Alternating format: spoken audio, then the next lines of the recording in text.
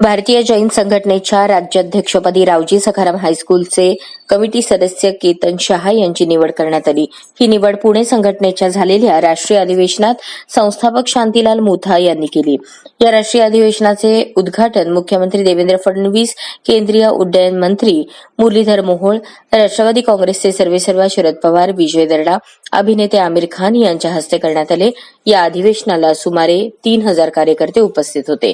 केतन शहा हे Maharashtra chamber of commerce, Jain social group Solapur, airport committee आदी संस्थांमध्ये कार्यरत आहेत.